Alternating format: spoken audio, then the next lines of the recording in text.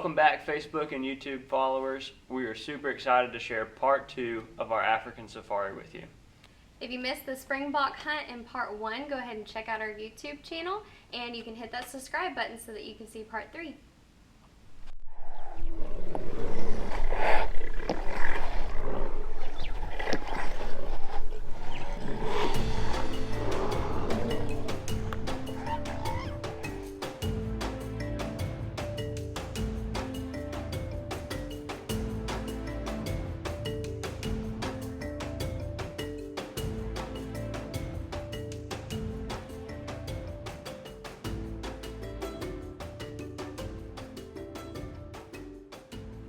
So the morning of day 2, we had to sleep off some jet lag. We were exhausted, and South Africa is 7 hours ahead of us. So we didn't hunt in the morning. We woke up mid-afternoon, ate lunch, and we went out that afternoon and evening. We were unsuccessful. We couldn't get the wind right. So here is day 3 of our blue wildebeest hunt.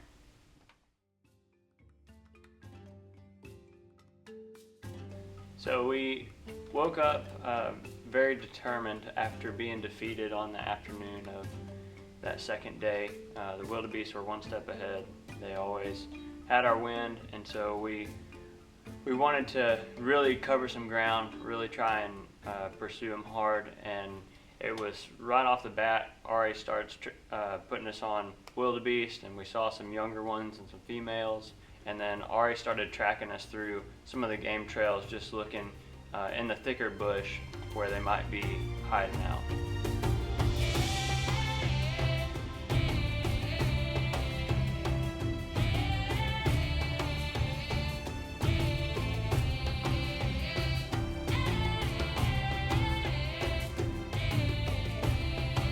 So we weren't hunting dangerous game, but in the back of our minds, we kind of knew that there were lions in the area.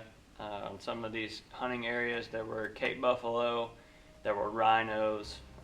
So there were definitely things there that could hurt us, and we totally trusted Ari's judgment.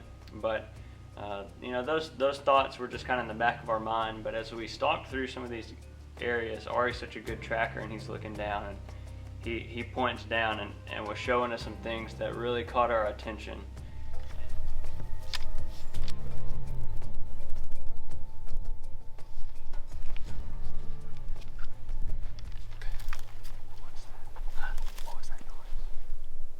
Sure, but I think it's probably the two rhinos, because these are fresh. Yeah, these are fresh track. With the wind that was blowing, it should be looking like this. Here you can see everything that's on their feet. You see there's the one toe, other toe, and the front toe. So we saw rhino tracks, we saw lion tracks.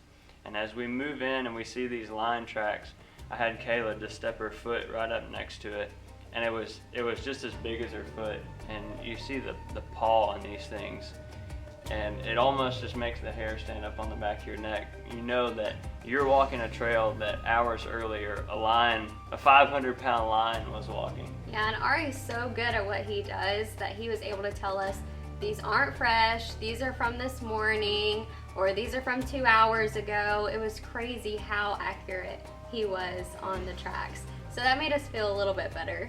Yeah, and you know, he knew how to respect those animals and how to navigate through the game trails without getting us in any bad situations. And so you know, he was tracking the rhinos, and eventually we did end up finding them, but had no issues at all. We were able to stay far enough away where we were plenty safe, and got to have a really cool experience with some white rhinos.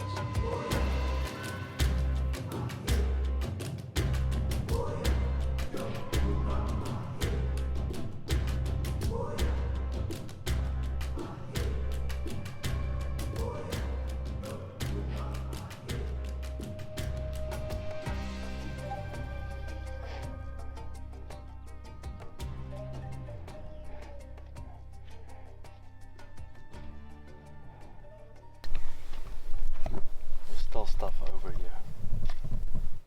Those wildebeest, I think they came through here and then they circled back to this way again. But this is the wildebeest.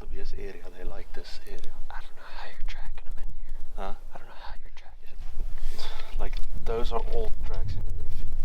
Then you'll get the fresh track where the sand is flowing over the old one. You see when the sand is like that, you see the darker brown color. Then you know it's a fresher track. So we tracked through many of these game trails on fresh wildebeest tracks, and these wildebeest would just hang their head low and stand perfectly still, and they could see kind of through the bottom part of the bushes where, you know, we were up higher in the thicker stuff. Well, y'all were. Yeah, Kayla was down on the wildebeest level. But, they were just super smart. You know, there could be 20 or 30 of them just hidden in there, and you couldn't see them. So we start working through. We spooked them a few times. So Ari said, you know what, let's back out. Let's go ride the truck for a while, and we'll see if we can find a different opportunity. And that was the right move because we're cruising through on a kind of a block basically. So everything's in big blocks with trails there, and so we see two Gemsbok oryx come running out, and then this big wildebeest bull comes right out after him, and we all knew immediately when we saw him that was the one. And you know, Kayla and I aren't trained in that area yet, but we knew that was the one. He was plenty big. We thought, okay, well maybe we can get a shot from the truck, and he wasn't just super spooked. He kind of knew that he was the boss, but he never would stop. And we start working through on the truck, and he just stays out of range. Just to the left. You see him, Kayla? Yeah, he kept walking away, and I'm one who I need a perfect shot. I don't want to take a shot that's not going to drop them immediately, and so I was like, we're not doing this unless he turns. So Ari's whistling, Ari's hollering at him, and he will not stop.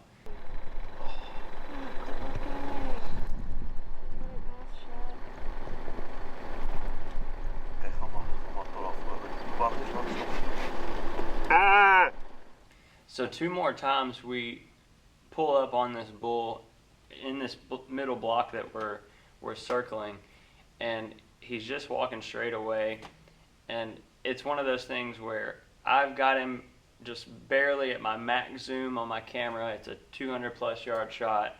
Kayla's on him but can't get him to turn right, and we just couldn't make it happen. So he ends up working his way across the main road into the next block over, and it was thick bush over there. So Ari made the call. He said, hey, let's get out.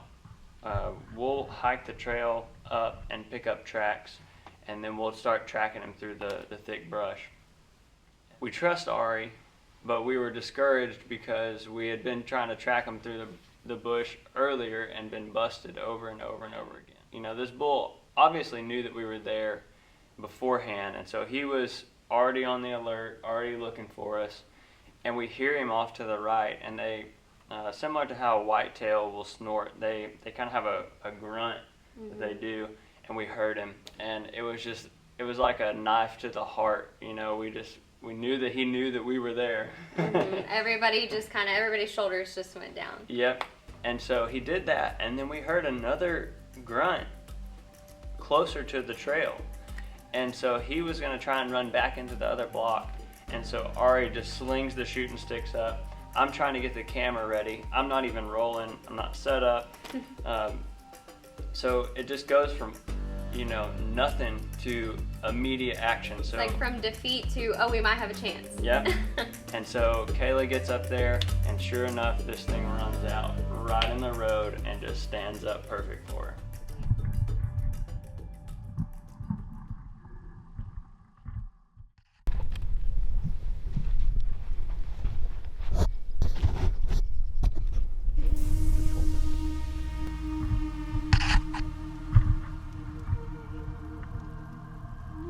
Just a little bit to left to the nose, okay?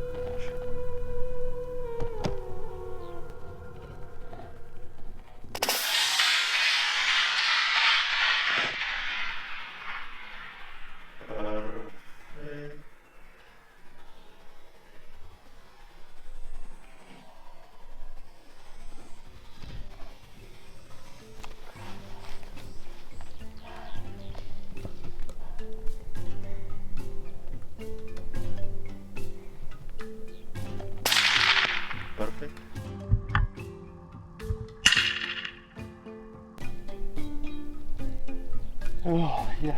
Is it still running? I think it went down. Okay.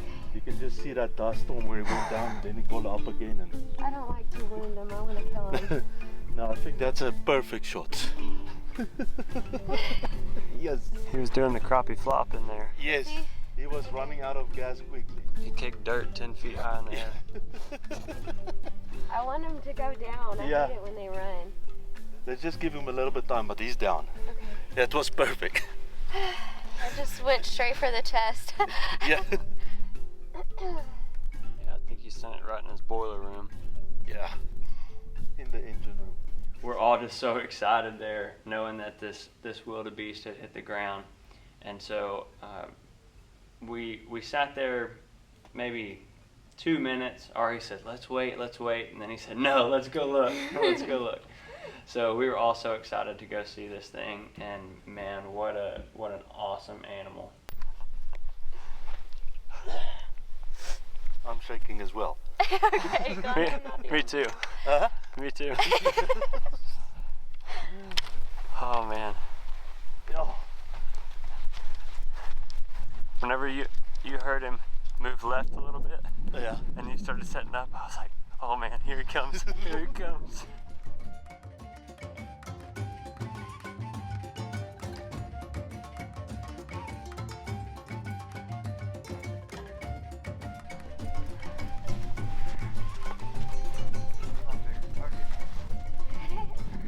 Yeah. Okay. Here you have hit him. Standing right here. Where is standing? Standing right here. Went down a little bit on one knee. There's your first blood. Okay. So it probably should be in the heart. Okay, good. So it's going out this way.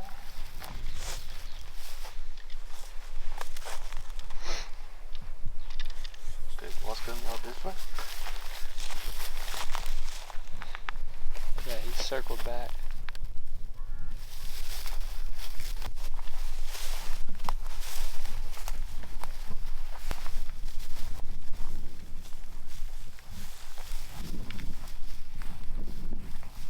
There you go. Didn't even went 40 yards from where you have shot them.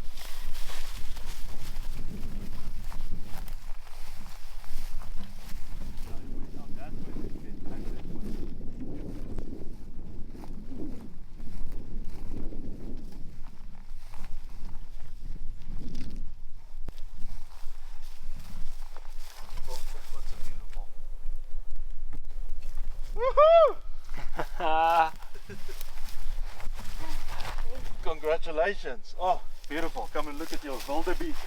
This is what else for the blackthorn bush. Oh. Yes. Daddy stood still. We have to Wow. take nice photos of this one. Yeah. He didn't stand a chance. No, that was perfect. When she shot him which this leg, which one I picked it up. You could see it was hurting already bad, and then it was moving really fast, so you know it's a hard shot. And when it came down here and hit the dirt, it's like, okay, it's I'm over. so short. Y'all can see, but I couldn't see. I just saw him run off, and I was like, no.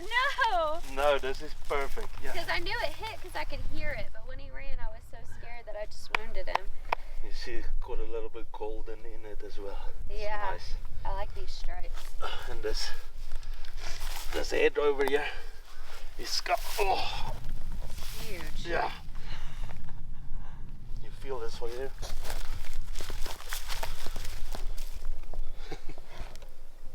My goodness. Or you said it yesterday, you said they just had to make a mistake. Yeah. Yes, He yeah. did. This one, He made a 5-second mistake. yes, he He made. got cocky. Yeah, yes, he did. Yeah, we follow him. Gosh. We heard him in that bush. It's like, oh, he's gonna go away. And he jumped out, and I saw, okay, we're gonna have an opportunity. A quick one. Yes, a quick one. You see how he, after he shot him, he ran through some bushes over here as well. You see That's the why fresh. it's green? Yeah, Okay. that's nice and hard. It's an old guy. This as well. Yeah, this was by far the most satisfying out of all the hunts because we had spent a day and a half and he had outsmarted us or thought he was smarter than us. And so for it to finally work out, I think that it's the one that I appreciated the animal the most. I almost cried because I was just so appreciative of the experience and the beautiful, animal that we were able to harvest. He was just wild and gorgeous, and it was awesome.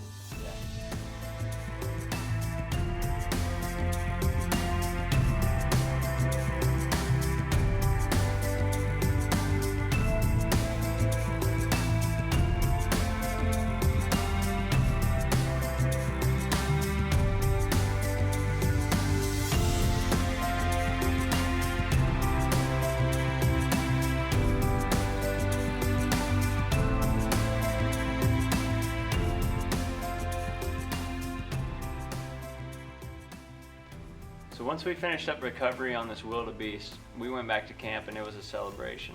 And these guys, they are professionals on sitting around the campfire and telling hunting stories and having a good time. And they've always got some sort of meat going on the coals there. And this was really special because they served us springbuck and wildebeest from the hunts that we got to do there. My favorite part of the whole trip, because I am so extroverted, was sitting around the campfire, getting to know people, making new friends. We're now friends on social media, and we've talked since we've been back. And so just the relationships that we've made are just so special, and it means so much more than anything that we did there. Mm-hmm. Yeah. So after our celebration of the wildebeest hunt and our time around the campfire, we called it a night in preparation for a big day, moving to a new hunting area on the next morning. So this area was loaded with game. We still had an impala hunt left to go, and we had one day to get it done.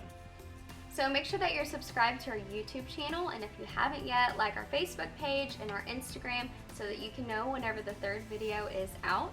And if you're interested in booking an African safari, you can contact us at 903-330-1947, or you can find Ari at Mahahwe Safaris on Facebook.